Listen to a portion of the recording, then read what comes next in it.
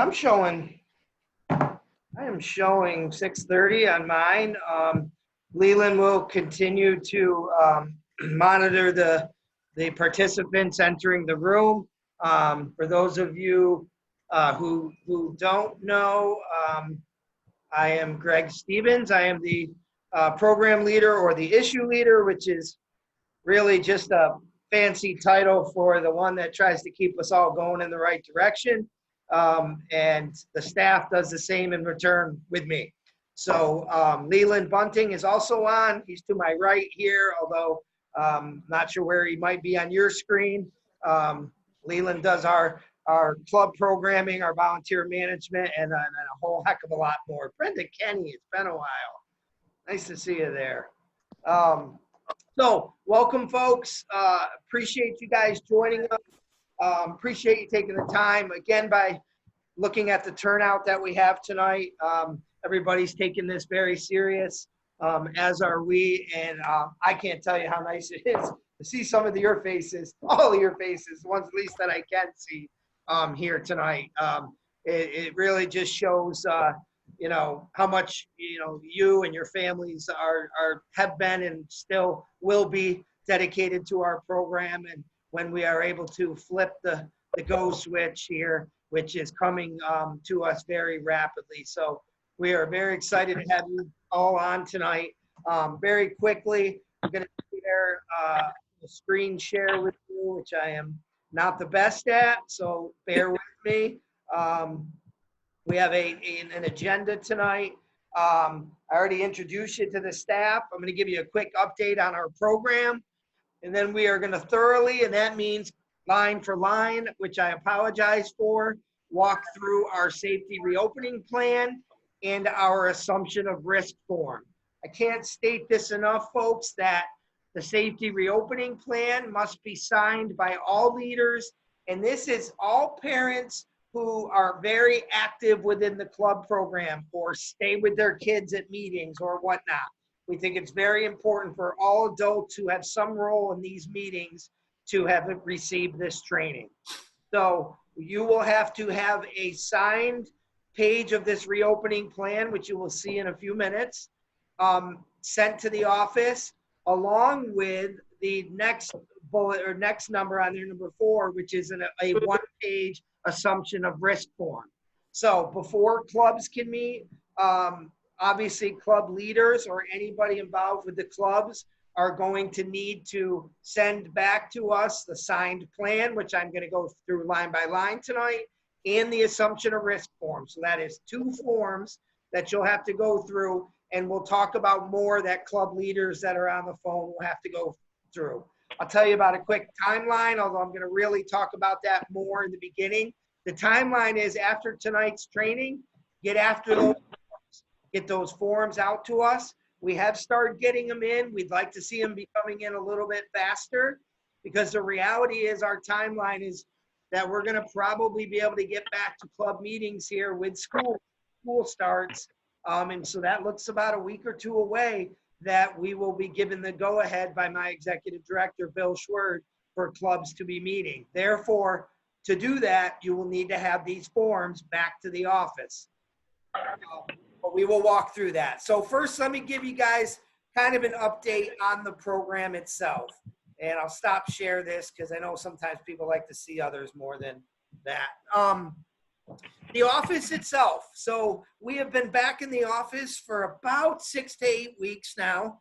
But we are at about 1/3 of the staff per day. So we did not want to put everyone back in the office at the same time. But on any given day, you will find myself or Leland or Brianna, our animal science, who is not with us tonight, or Kim Wilbur, who is our 4-H admin assistant. You will find one of us in the office every day of the week. You just won't see us all there together at any time, probably any time real soon. My executive director is not in a hurry to bring us all back in together. We have been productive, doing things, from a distance, and we will continue to do that probably for a while, and as societal factors will dictate as the fall here. So That being said, we are not allowing folks into the office. We will allow folks to, the building itself is unlocked. Our office is not. However, people, if you have your forms or you want to turn stuff into the office, you need to see one of us. You can come and knock on the door. We did have a cheap doorbell system. It's already broken. But we're going to try to get that rehabbed in case Ellie is not sitting right there at the window, and people have to listen for the knock. That being said, you also can schedule meetings with any one of us. And just know that, you know, myself, I am in all day Tuesday, Wednesday, Thursdays. Leland is in all day Thursdays and Fridays.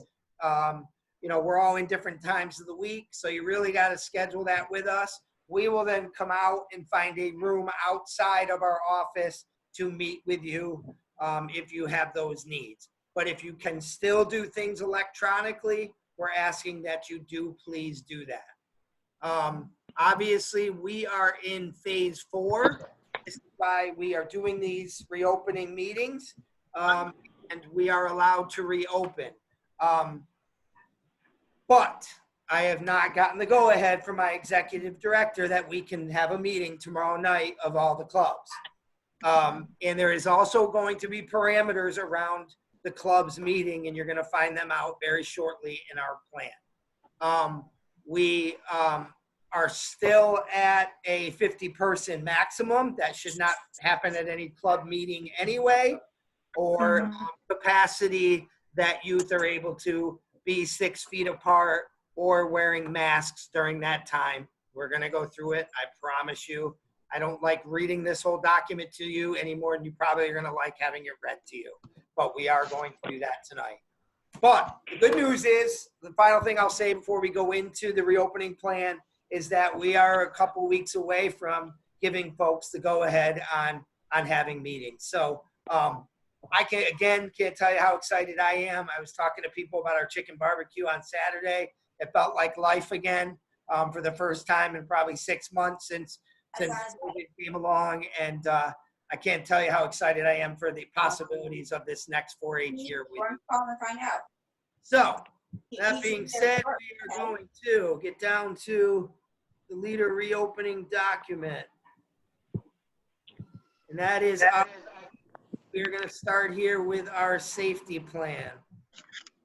Now, I'm going to go through it line by line, guys. This has been approved from our 4-H program committee, as well. It's an addendum to the reopening plan that Cornell Cooperative Extension has had, and has also been approved by our board of directors. Some of this information was provided by the state 4-H office, but the rest really had to be created in-house.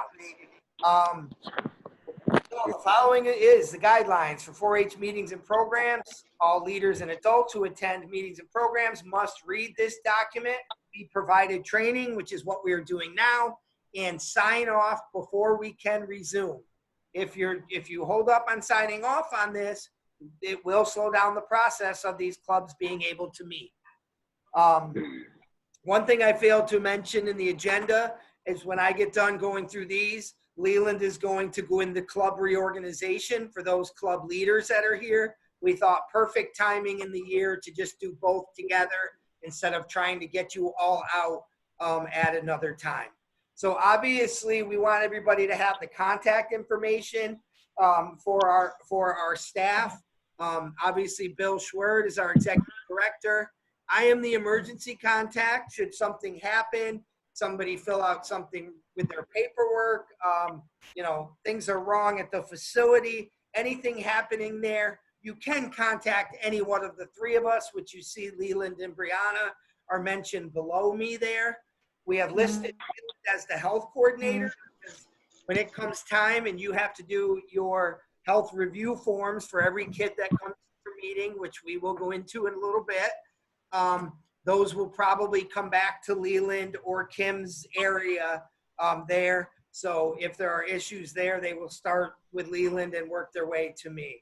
I am the facilities manager.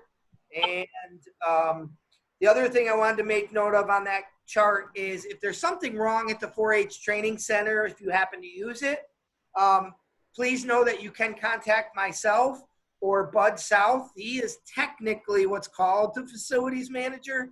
But Bud is also somebody, if something's going wrong with the training center, please let us know. There's his email, his contact information as well. So if you didn't have it before, you now have all of our contact information as it pertains to anything that comes up. Let's talk about guidelines. All leaders, parents, any volunteers, I said this already, will receive training before resuming. All volunteers must also sign the assumption of risk form, which will be the next form that we go through. So after today's meeting, there are 2 forms that you as leaders need to send back to us, or active parents that need to come back to us. 4-H staff, that is what we're doing now, are responsible for sharing these best practices with volunteers who will be allowed to hold CCE meetings to ensure that proper procedures are being followed. We cannot be everywhere, guys. We would love to be at everything that you are doing to ensure the safety, but we are a very big program and we are just not able to be there. So with the phase 4,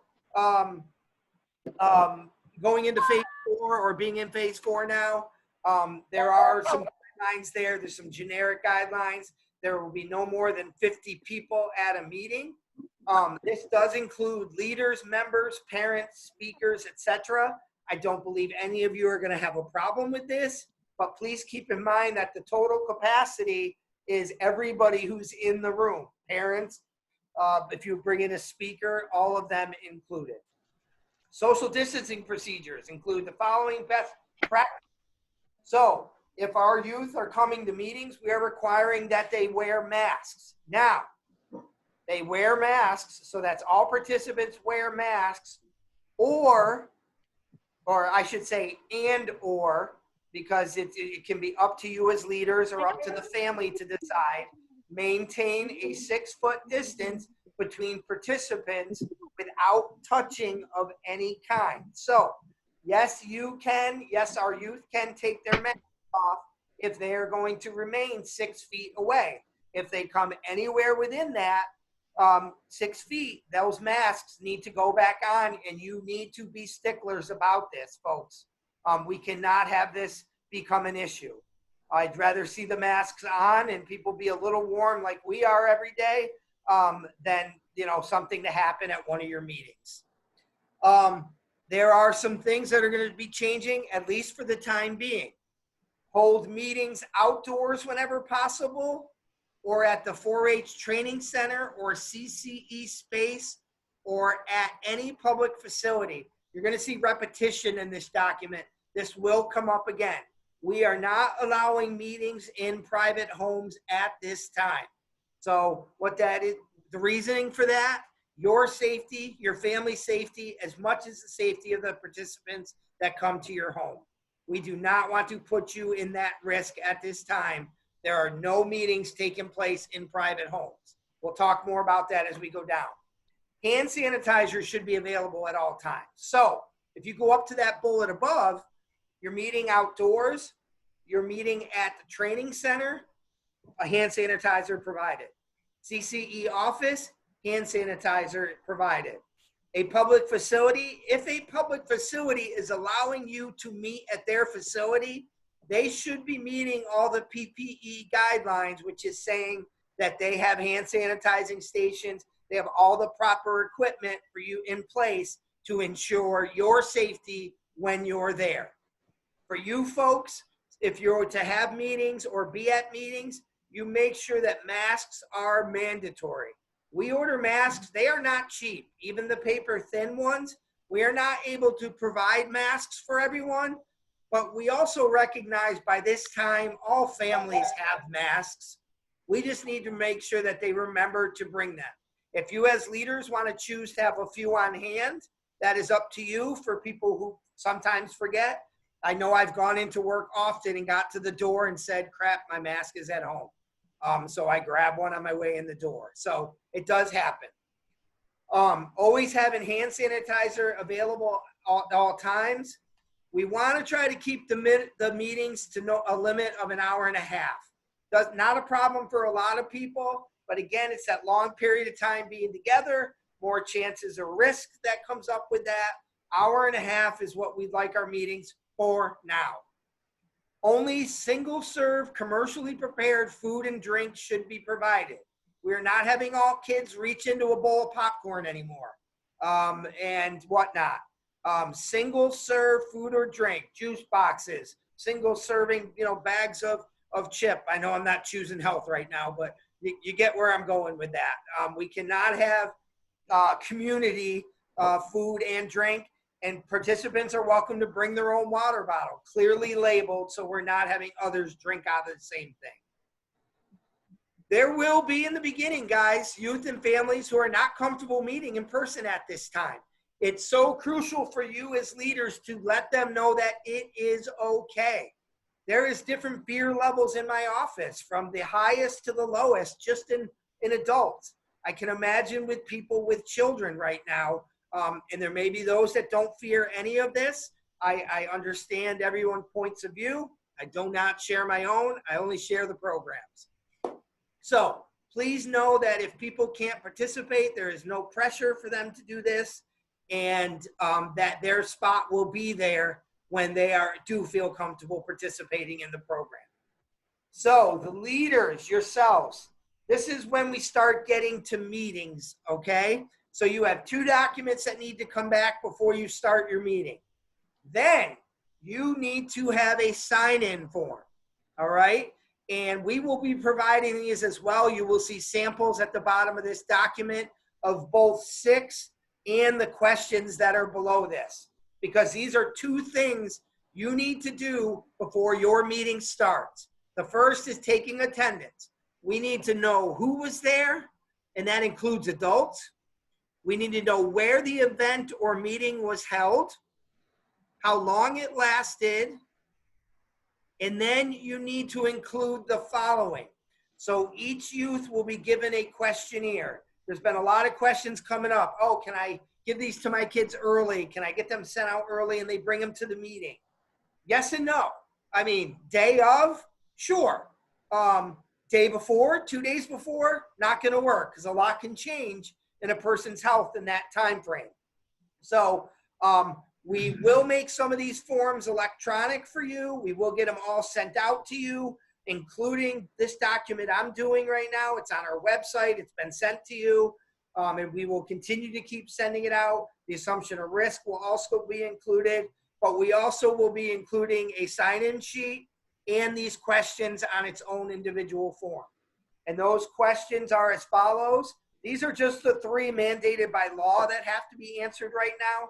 This is what we are sticking with. Have you knowingly been in close proximity contact in the past 14 days with anyone who has tested positive or has had symptoms of COVID-19? Have you tested positive in the last 14 days? Have you experienced any symptoms in the last 14 days? And then they are listed below of what those could be. Folks, if anything at all happens and you get a youth that answers yes to any of these questions, immediately send them home. You would like to think that they would not bring their youth to this. If any youth or parent, you have the right to send them home as leaders, volunteer leaders of our program. We want to put you in the less chance of risk, or less chances of risk have to do with as it pertains to this. So you're going to have sign-in sheets with all that information, and then the questionnaire before you start your meeting. We have to do this every day before we start work. I know this is probably not news to most any of you, but this is a volunteer program, and we want to make sure you're safe. Again, we touched on this earlier. Meetings and events will take place at CCE office meeting rooms. We know how many people can fit in these rooms and be socially distanced. The 4-H training center, which we also know how many can fit in our rooms and be socially distant. Or, and this is important, or at a public facility or space where social distancing can be complied with.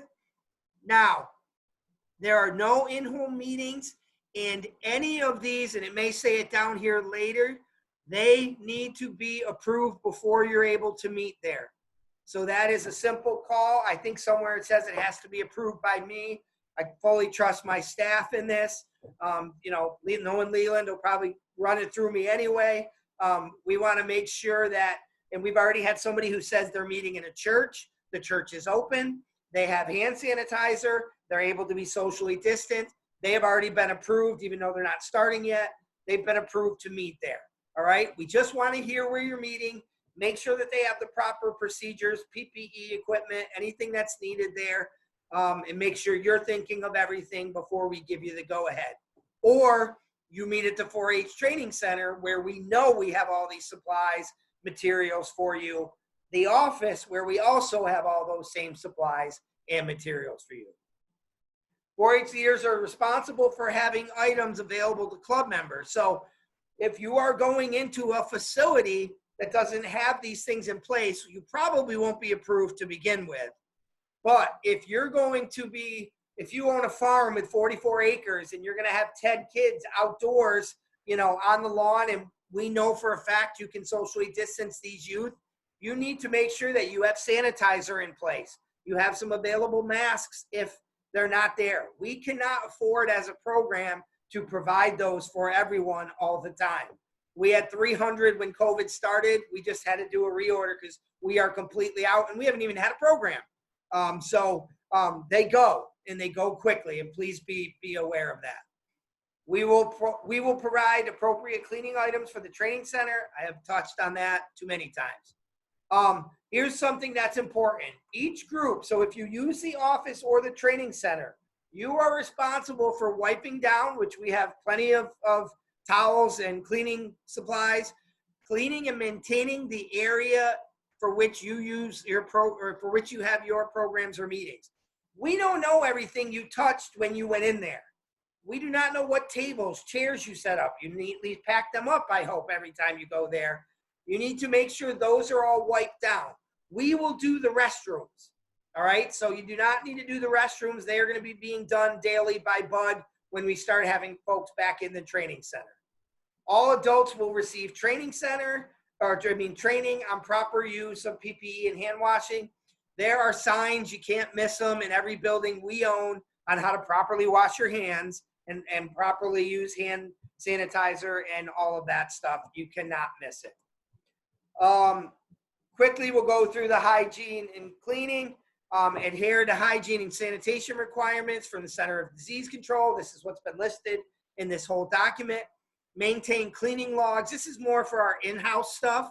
Maintain cleaning logs that document date, time, and scope of cleaning. We have these all on hand in our office and at the training center.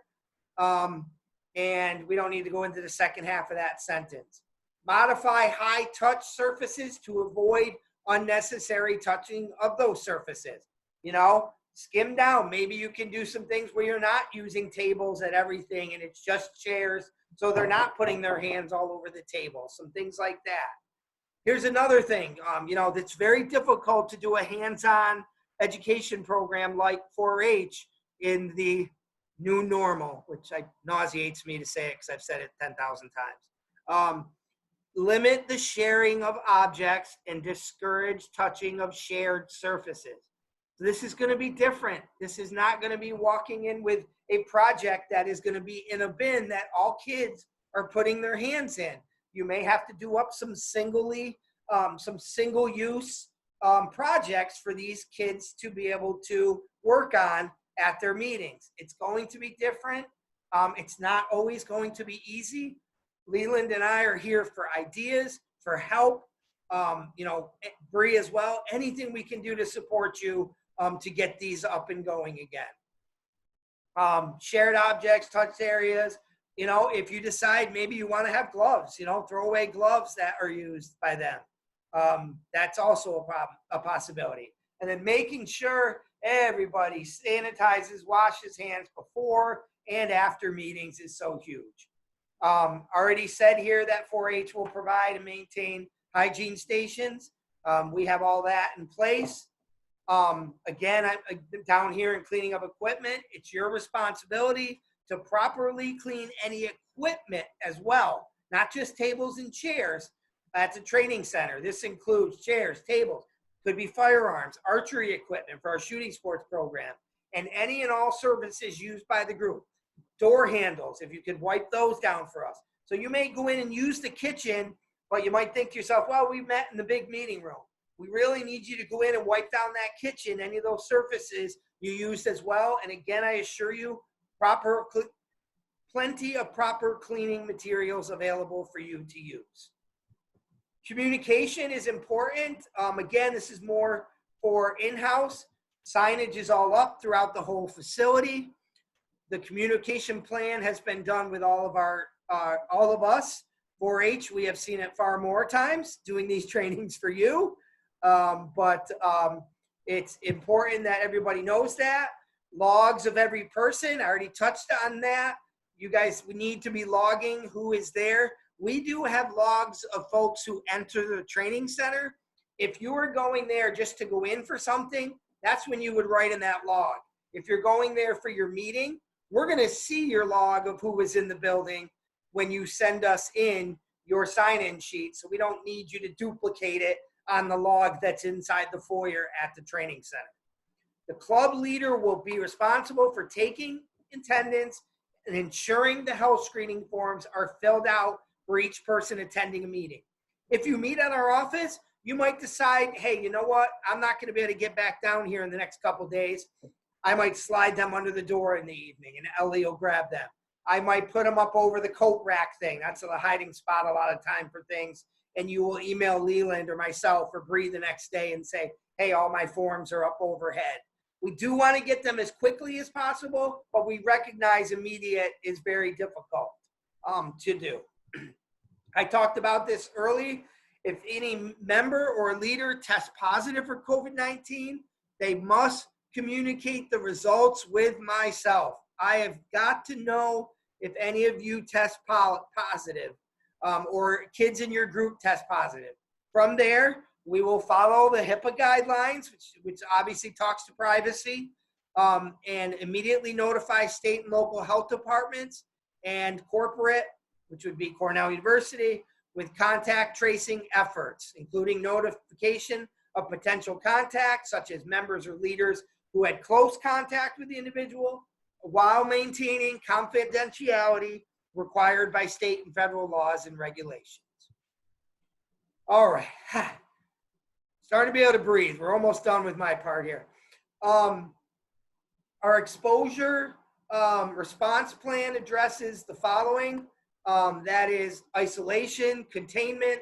Again, you know, we recommend that people stay home for that 2-week period. 14 days is what Department of Health is advising. We are saying stay at home requirements. So people are seeing this, everyone. So if a youth comes and is not feeling well, you have every right to send them home because it states right here, stay at home requirements for any member, parent, volunteer that are exhibiting any of the health related symptoms that you see in this list here. Guys, it is so important. Trust me, I've learned the hard way, but being honest on your forms and paperwork, if you're not feeling well, it is so important to do in these times. We are restricting travel, that next bullet down there, of participants representing the program. But we will not be sending kids across the state at this time, across the country, out to events. I'm pretty sure those events aren't even going to be happening at this moment. So we did have one that did come up. We weren't ready yet, and we are not ready in Saratoga County to send kids anywhere. We are only doing essential travel only. This is also for our staff, so you know. We try to limit the number of people that are in any area at one time. You'll notice there's plexiglass all over our office now. There's one person in each office at the moment. We are doing everything in-house as much as we're expecting you to do out of house as well. Handshakes are a thing of the past. Unfortunately, a wink and a nod will work from now on, but there is, you know, we can't be having handshakes, and we as a group will adhere to the guidance of events and gatherings as outlined by New York State and the Center for Disease Control. And this is where you sign it. So we only need this one page back from you, and it'll be, you know, you sign under volunteer and date. I will then sign them all. They will go in a locked cabinet. No one else will see them, have access to them. You will be good to go. We will be keeping a log that everybody has signed these and gotten them back into them. The next document is kind of a health form that we've come up with. Or no, this is a sign-in sheet, I'm sorry, that you guys can have. One thing I will be adding here is the meeting length, which it noted above is not on here. You got your date, leader name, we want the organizational leader, club name, where you met, and then here's where you guys will know that you got their health forms because you literally sign them in, collect their health form. If somebody refuses to fill out a health form, you send them home. All right, there is no games to be played now by anyone. It is important, and you give them the Greg hotline if they have any problem with that, and I will handle that. You guys are not getting paid enough to deal with that. So please know that. Gives you a chance at the bottom where you sign and date, which is at the end of your meeting. And then we have the health screening form, and you guys all saw this above. So we have these. We're going to make them available alone, not in this document. But that is our reopening plan as we know it. I'm going to cruise right into the assumption of risk before I lose my voice. And then I'm going to give you a chance to ask any questions. And then at that point, we'll just kind of wrap up that part of it. And then any of you folks that are not leaders who want to drop off will be able to do so at that time. All right, so I'm going to screen share the assumption of risk. I promise you guys this is shorter and just one page, but I am going to read it all to you. Of course, it had to be that size. There we go. The novel coronavirus, COVID-19, has been declared a worldwide pandemic by the World Health Organization. COVID-19 is extremely contagious and is believed to spread mainly from person-to-person contact. As a result, federal, state, and local governments and federal and state health agencies recommend social distancing and have in many locations prohibited the congregations of groups of more than 50 people. This is the acknowledgement of risk part that you will have to write your name and then sign at the bottom. So this is the name of the volunteer or program participant. I understand Cornell Cooperative Extension of Saratoga County, 50 West High Street, Boston Spa, has put in place preventative measures to reduce the spread of COVID-19. However, CCE cannot guarantee that I or any of my contacts will not become infected with COVID-19. Further, entering the facilities of or participating in programs of CCE could increase my risk of contacting COVID-19. Please know, folks, that this assumption of risk is being done across Cornell University. This is done with our master gardeners. This is being done with any program participants that come in as adults. They are signing an assumption of risk form. It is mandated by Cornell University that we provide this and people sign it. By participating in CCE programs, and that such exposure or infection may result in personal injury, illness, permanent disability, or death, I understand that the risk of becoming exposed to or infected by COVID-19 diseases may result from the actions, omissions of myself and others, including, but not limited to, CCE staff, volunteers, other participants, visitors, and vendors. I voluntarily agree to assume all of the foregoing risks and accept sole responsibility for any injury to myself or my contacts, included but not limited to personal injury, disability and death, illness, damage, loss, claim, liability, or expense of any kind that I or my contacts may experience or incur in behalf of my heirs and estate. I hereby release covenant not to sue, discharge, or hold harmless CCE, its directors, officers, employees, volunteers, agents, and representatives of and from the claims, including all liabilities, claims, actions, damages, costs, or expenses of any kind arising out of or relating thereto. I understand and agree that this release includes any claims based on the actions or omissions of the CCE, its directors, officers, employees, volunteers, agents, and representatives, whether a COVID-19 infection occurs before, during, or after my participation. And in addition, as volunteers, program participants, or the guardian of a program participant under the age of 18, by signing the attached, I acknowledge that I reviewed the plan for Cornell Cooperative Extension, which we just did, A to Z. I will abide by these guidelines and can continued updates as released by New York State Forward and the Center for Disease Control. So then you'll see at the bottom of this, if over 18 years old, you sign there and date. If this is being done when meetings start, it'll be, if under 18, you'll have the parent name, signature, and date. That is the second form. I am going to stop my share here and ask you if I can answer any questions.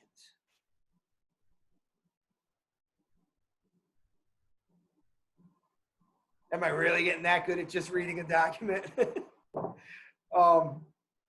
I'm sorry. I know it's tedious. It's as tedious for me as it is for you, but I at least can say that everyone on this call has heard this. So many times we get information back from folks and they just sign and send it on back to us. And if anyone does have a question and you're not being heard, it's because I muted everybody. We had a little background noise going on, so I went ahead and muted everybody. So if you have a question, you can chat in or you can feel free to unmute yourself. Yeah, unmute yourself. And if you have questions that come up at any point between now and then, you may not feel comfortable yet as leaders. That's okay too. This is not pushing anyone back into action. This is giving you the opportunity to do so. I have a question. Gay Gamage. Are you going to send out a printed copy of all this information and the forms, or do we have to print it all out off the computer? Well, I think we're going to offer it just about any way, shape, or form folks need it. I think we have already sent these out electronically for emails. We recognize there's no foolproof system anywhere, and I don't mean to call it a foolproof system. There's no system that's going to catch everyone, and that is that. So we're probably going to, and I've been talking with Kim, my admin assistant, we are probably going to be sending hard copies to every family out there for the opening plan and the assumption of risk form. We will have stacks of them at the office if you're going to be having meetings there.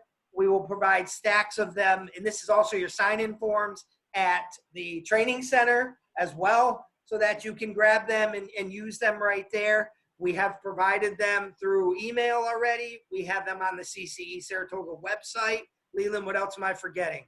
What other way could they get them? I think you pretty much covered it. I mean, we've been sharing them on Facebook, so, you know, we're trying to make them as widely available as possible. So if you don't find them anywhere, please get a hold of us and we will make sure you get them. Yeah, yeah. You know, it obviously we try to cut down on the mass mailings. Everything costs money. And everything costs money we don't have now as well. You know, but we are very happy to mail them to anyone who wants them. And I may just decide, and the more I get this question asked to me, the more I think every family that is currently enrolled is going to get this sent to them. It is okay if you want to put on there multiple kids for like one document. You know what I mean? If you're the parent and you have 2 kids in the program, if you want to list them, that you're filling it out for them as well, that's fine as well. Same honestly, if you have more than 1 kid for the health screening form, you could use both of their names on one form as long as there's no yeses to either of those 3 questions. So Greg, we got a couple questions. One I'm gonna pass to you because it's a more difficult one, but the question was asked, can we scan and email the signed copies? Yeah, that's absolutely fine. Absolutely. If you want to, even if you don't have a scanner and you want to take a picture of it and so, you know, on your phone or something and send it to me, that's fine as long as everything's legible and easy for me to print. So. And we're also working to make sure to try to get these forms fillable and online as well, so that you can just open them and like fill in your information on your computer and then you just email it to us. So we're going to be looking out for every type of angle that these are coming in. I mean, they're very important to us. So, you know, any way that you're able to do that. And I think we may have most of them done fillable now, right, Leland? I'm sorry, what was the question, Greg? Most of them are fillable at this point? Yes, most of them should be fillable. If you have an issue accessing a fillable one, it may have just got forgotten to be replaced on the website or something. So let us know if you run into that. So Echo had a question of why can we not have meetings at private homes but outside? And so I think what we're getting to with that is that we cannot guarantee that homes are going to be sanitized, homes are going to provide effective social distancing. And so rather than approving them one at a time and actually having to do home visits, that's why we're asking that if you are going to do it out at home, it needs to be outside and somewhere where things can be social distance. And honestly, guys, when this started, if 3 weeks ago when we were doing these, I probably would have said no to anything at a personal property. But, you know, I was hit with a question of a group that's, you know, in Schuylerville and, you know, meets at a farm. It's extremely, you know, inconvenient for them to come meet at the training center in Milton, you know, and 40 minutes of travel time to get over here. And that's why we have allowed the outdoor meeting space at these places. Or again, if you have a facility there that you could say there will be social distancing, I will personally make the drive out and confirm that, and we will let you do that as well. Okay. We just, you know, we're as worried about the family owners, the families that these people are coming to, as we are them being safe while they're there. I hope that made that very great. It's funny that you gave that example of being in Schuylerville, because I know that's the situation that Echo's in. So yeah, I know it is. Exactly. Yes. So again, you know, if you're able to, you know, meet outdoors in the fall, or we can talk about a space that you have there on the farm to be able to keep the kids distant, I will definitely come out and have a look. And I'm obviously, you guys know me by now, I'm very fair of making sure that everything is fine. Yes. Any other questions I can answer before I turn it over to Leland? I've got a question, Tom Vendetti. Yep. Okay. So we usually meet at the training center, but we usually meet in the back room because the Rabbit Club is in the main room. Yeah. Is that still going to be allowed? Yeah, it's going to be dicey, Tom. The training center, boy, I wish I had our new building built by now. Rabbit Club. It's not going to be ready probably till the end of next year, but there's going to be a lot of competition for space. And you know, a lot of people are already coming at us, Tom, with their meeting times and dates. And we're going to have to be fair to everyone. And some of these rooms are smaller. We do have a decent sized classroom down back, which has been dedicated for a lot of shooting stuff. There's been a lot of talk about shooting sports and how we're going to move forward with them. That building might be available at more for other clubs to use. You'll be able to get more in that place, Tom. But yeah, you're going to have to think about how many you can put in a PEC room, which we have not done every classroom yet, or a potting shed. Maybe in the fall you're meeting out under the pavilion. You know what I mean, this year. Right. You know, covered, or you know, we're thinking about our days and times of meetings, and maybe we're moving it to the daytime because it's warmer and we can be outside. The facility's not huge. We can bring tables out into the indoor arena if needed. The indoor arena could become a spot where another club could meet and be socially distant. Yeah, you're going to track sand in my hallways. But that's okay. I can live with sand if people are healthy. And I'll deal with Bud the next day. But again, you know, we got to get creative, Tom. And I hear you loud and clear. But we've really got to find a way to keep these kids socially distant, no matter what room we are meeting in. Okay. And I'll throw in there as well. First of all, I want to say, hey, Thomas Frazier, how are you? Good. See him peeking in. Well, Tom one of our kids. I'm saying hi to him. Oh, sorry. Oh, no, you're fine. But you know, one thing we are going to have to talk about is we hope that club leaders are a little bit lenient. So some clubs that maybe we're meeting twice a month might have to cut back to once a month to help us get more clubs in there. And so we're going to cross those bridges as we get in there, because obviously the facilities are going to be in higher demand. So we'll kind of handle those on a case-by-case basis. We're going to try to be as fair and accommodating to everybody as we can. So. And I may talk to my director and the county about the possibility of trying to have our office open possibly more on weekends. I know a lot of people get permission, or a lot of groups get permission. They're not even our folks. These are outside community organizations. So I don't see why I can't make a plea to, come in on a Saturday morning if I know a club's coming and unlock the door and come back in the afternoon. Mm-hmm. We have no problem accommodating. Leland and I both live here in town. So, he's got a family I don't, so it'd probably be more myself. But we're happy to do whatever it takes for you guys to be able to meet safely. Anything else I can answer? Okay, so one thing I'll ask before we all get off is I still have a few names that I'm missing. So I want to make sure everybody gets attendance. So I've got a few phone numbers here. Who has the 6747 number?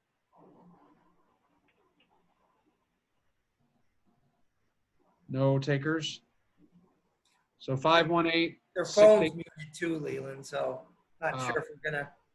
Yeah, that would be a good reason why that's. If you're on your cell phone and you have your cell phone muted and you just have a phone number listed, could you unmute it and just tell us who's on the line just to make sure we get you for attendance? Yep. Hey, it's Melissa Butcher. Okay, Melissa, your phone's on there. Gotcha. I've got another one that's just listed as user. That may be Gay Gamage.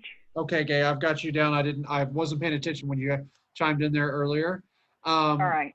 Rachel Loria. That's Michelle Haddon.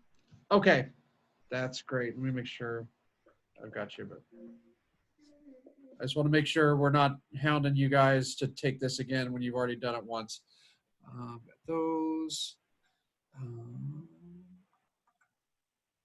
The 518-587-4896 number.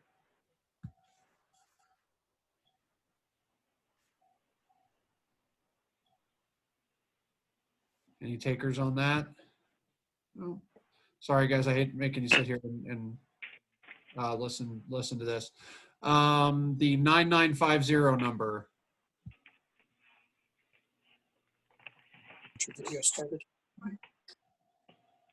Okay. I'm not gonna hammer that too long. If you are on and you get a message asking you to take this again and you already have, just make sure you let me know. And just so everyone knows, this is being recorded tonight. So this will be available on our website to anyone who has not taken it, or if you came in late and want to watch the beginning of it, that will be available very soon. So just to wrap up with what Greg was saying as well, please don't feel like you guys have to reinvent the wheel. We're all trying new things and trying to be innovative.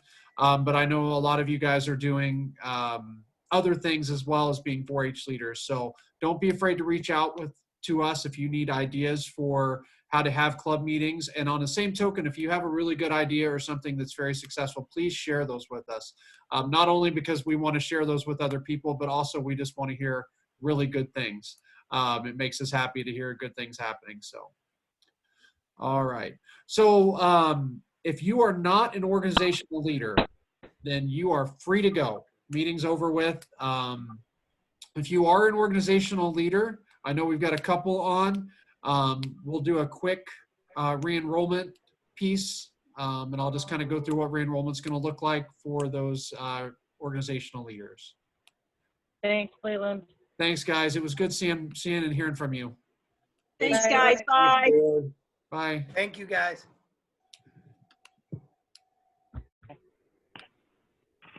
Always funny to see who doesn't log off because you know they weren't listening. Somebody doesn't log off, you know that they were listening. You're sitting there. So again, if you're not an organizational leader, meaning that you take care of the enrollment process for your club, don't feel like you have to stay on. Thanks, Echo.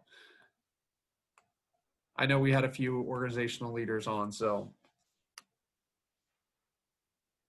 Okay, guys, we'll probably still have some people popping off as we go through this, and I'm going to make this as quick and painless. And mainly what I want to do is just go through the big pieces that are going to go for you guys, and then talk about some of the changes we're doing for this year, or we're going to attempt to do, and then answer any questions you have around re-enrollment. All right. If I hear background noise, I'm muting you. So thanks for staying on, guys. Really quickly, just to go through what we're planning on for 2020, 2021 4-H year re-enrollment. So for those of you who don't remember, our 4-H year starts October 1st, which is when we need to start getting kids re-enrolled. Generally, they give us the October 1st to November 1st grace period to get kids enrolled and make sure that they're covered under insurance. And I haven't heard that that's changing at all. But we are going to be sticking with that October 1st re-enrollment period. The big change for this year is we are going to attempt to send out materials directly to families, which will hopefully take some of the weight off of your shoulders, because normally when we give you your club package, you have re-enrollment forms for all of your members, and we expect you guys to hand those out. Now, we know some clubs aren't going to be meeting, or at least meeting right away. Some people don't feel comfortable with meeting in person or passing of materials, which is perfectly fine. So we are going to attempt to get these materials out electronically first, and that will be our preferred method. So sending out those re-enrollment forms where the kids and families correct any information. They also sign their acknowledgement of risk and will complete their assumption of risks. Code of conducts, all those things. We're going to send those out digitally, and they can be passed back to us. And if anybody needs those to be sent through the mail, we'll be happy to send those through the mail as well. Now, we have had a few club leaders who aren't entirely comfortable with this and like the idea of getting their full club packet and want to reach out to their members individually, and that is perfectly fine as well. I'm happy to accommodate anything you guys want. My idea is it's going to take a little bit of the responsibility off of your shoulders during what is already kind of a difficult period. So keep that in mind. We will still be sending out enrollment packets to you guys. Now, this counts as our general re-enrollment meeting where you generally come into the office and get your club packet and I go through it with you. Since we won't be doing those meetings in the office, we will be sending those club packets to you directly. They'll go to the organizational leader for each club, and I'll go through what's going to be in those packets. Hopefully these aren't in too bad of shape. My daughter pulled them off of a counter the other day, and some of them went under the couch, and it was a whole big thing. So I think they're in pretty decent order though. So the first piece here is the club profile. This is the piece of information that you guys fill out to give me the bare bones information about your club. So how many members you can take, what kind of projects you're going to be doing, when you meet, what times you meet, any club goals you have for the year. This is my sales sheet for you. So whenever I'm talking with a new family and we're looking at clubs together and they're kind of narrowing down which clubs they want to look at, this is the information that I can pass along to them before I get them in contact with you. So I ask that you guys fill this out every year because I know every year changes, and obviously this year is going to be drastically changed as well. So that will be coming to you. And I'm going to try to make this year's packet a little more concise as well. We always include a lot of materials in there that I think probably aren't necessary, so I'm going to skip those that I'm planning on leaving out this year. Your club financial statement. This is basically your breakdown of your clubs for the past year. So any dues that you collected for 2020, any expenses you had for 2020, we want to have that information on file just so we know where our clubs stand financially. Pretty basic, but if you have any questions on that form, be sure to let me know. Your club organization disbursement statement. This is that form that's a duplicate that basically says if for some reason the club disbands and you have funds that have been allocated to your club, whether it's from dues or fundraising, those monies will then be reverted back to the 4-H program, since that money was raised in the name of 4-H. And that's, again, something we just require every year. You'll receive 2 fundraising request forms. They're the blue sheets. These are also available. I can send them to you digitally if you'd like as well. I've already had one club that wanted to get those in, or one in digitally. Now it's going to be really important. It's really important every year that we get these back before you guys hold a fundraiser, but this year especially, because we want to make sure that all the guidelines are being followed, and we want to make sure that the fundraising taking place is necessary, I guess is the best way to put it. We know that there's a lot of clubs who generally have fundraisers, and it's their annual fundraiser. If something doesn't fit well, we want to make sure that we're catching that and having a discussion with those leaders. So make sure you're getting those to us for the fundraising requests. You'll receive your planning calendar. Obviously, this is something that we send every year. It's more for your benefit than ours, although I do like seeing those. Those are just what you plan on doing throughout the year. They help you plan. It also lists generally what we will do in a regular year, as far as in October it's re-enrollment. In December we do the gingerbread houses. In February or March we do the public presentations. Gives you something to kind of plan around. Obviously that'll be a little bit more difficult moving forward this year, but we'll do the best we can. And send that in. And it's I don't follow up with you, so I don't call and say, hey, you said you were going to be baking cookies in February. Where are they at? I want to try some. If you didn't bake cookies, even though you said you did, I'm not gonna beat you up too bad on that. Lynn, can I jump in for a second? Yep. Sorry, I was texting at the same time. I apologize. Did you mention like project books for this year and stuff? I haven't got to that yet. Got it. But we'll mention it. Yes. Cutting out. No, you're all right. Your enrollment log. So this is going to look a little bit different. And basically what I'm planning. So the enrollment log generally is where you will log your membership and put down if they've paid their dues, if you've got their acknowledgement of risk, if you've got their re-enrollment forms, all of those things. Now, since you're not collecting those this year, it's going to be up to me to keep those logs and pass them along to you. So my goal is to have a monthly enrollment report for each of you to let you know whose enrollment we have received and whose we have not. So primarily it's going to be whose we have received. So you'll know who has re-enrolled in your club on a monthly basis. Now, October and November are generally pretty busy times for myself and for Kim when we're doing the enrollment sheets. So I said that's a goal. I'll do my best to keep that up and keep those accurate. If at any time you have questions about if we have somebody's paperwork or where your club stands, please let me know. And even if it's just a matter of going through the stack of paperwork on my desk to make sure I have those, I'm happy to go through those for you. You'll receive a list of all the kids who are in your club, and I'm going to do my best. In years past, we've only done the list of kids who have your club listed as primary. So what I mean by that is some kids will be in 2, 3, 4 clubs. Only one of those clubs is listed as their primary club. So for instance, a kid might be a member of the Domestic Rabbit Club, but they are also a member of the Fly Fishing Club. They are listed on the Domestic Rabbit Club page, but they're not listed on Fly Fishing. Now, I'm going to try to run a report this year that lists everyone who's in your club so that you know if somebody's missing or if somebody is in there that you don't recognize the name and they shouldn't be listed in there. That is the most current information we have. So somebody, that's not going to mean they got their enrollment forms in for this year. That is as of last year who was listed as current in your club. Okay. And that pretty much wraps it up as far as what you guys will get in your enrollment paperwork. I'll still include all the goodies like the secretary's handbook, the treasurer's handbook. Those little things will go out as well. But like I said, I'm going to really try to make it a little bit more concise and cut out some of the paperwork in there that you don't necessarily need for the coming year. Any questions on that before we get into record books? Okay, so Greg brought up project record books for this past year. We do have several clubs who generally collect their project record books. Those are the green books and are they pink? Are the Clover Books pink? Is that right? Oh, they're just a different, yeah. They're the different, the one sheeter, right? White, yeah. White, yep. So we still have clubs that are wanting to collect those, which is absolutely fine. We encourage you to collect those or have your kids send those in.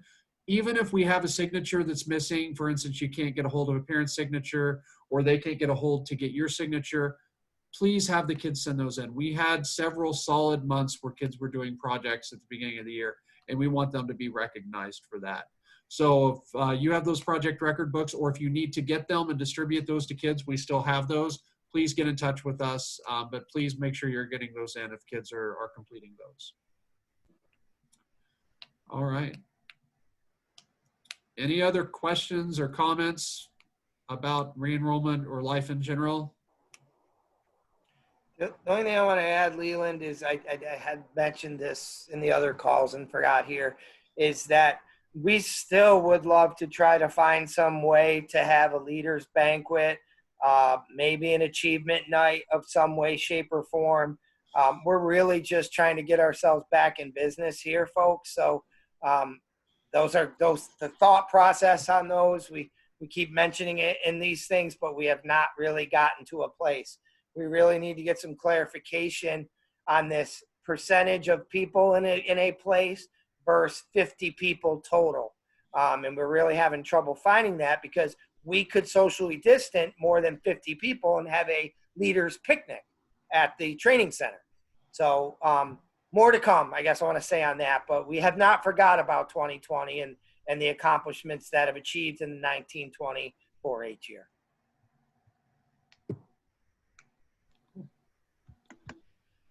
All right, guys. Well, if there are no further questions, we can let you guys go. It's about an hour. We got it done in, so. All right. Thanks, guys. It was good hearing from you. Oh, Gene, you got a question?